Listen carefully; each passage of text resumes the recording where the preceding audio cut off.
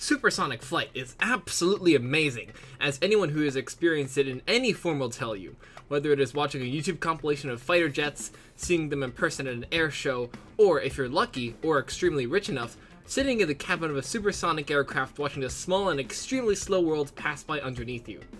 All this being said, how does an aircraft break the sound barrier? Why do supersonic aircraft look the way they do? And what exactly is a sonic boom? Originally, the explanation was meant to fit into a sub-minute long YouTube short, but just like every single large-scale aerospace project, it ballooned in size and scope and is now a multi-part video series. This is part 1, where we'll be giving an introduction to supersonic flight. Let's get this started. The sound barrier is a product of the compressibility of air acting upon a moving object as it approaches the speed of sound. Any object traveling below the speed of sound is subsonic, anything traveling near the speed of sound is transonic, and anything traveling faster than the speed of sound is supersonic. In the 1940s and 1950s, pilots of propeller and early jet aircraft noted that approaching the sound barrier had several noticeable effects.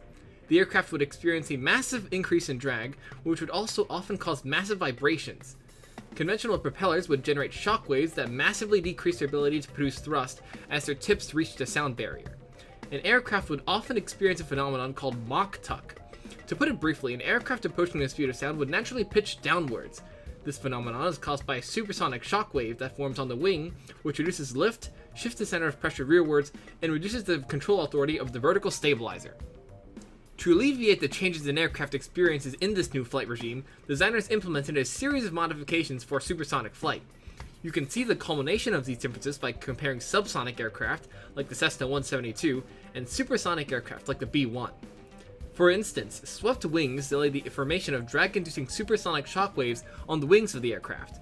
High-performance engines, usually in the form of jets such as turbojets and turbofans, maintain high thrust levels at supersonic speeds, and the all-moving tail, compared to conventional control surfaces, increases the control authority at transonic and supersonic speeds. This is the end of part 1. Join us next time for part 2, where we'll be discussing the mechanics of the sonic boom.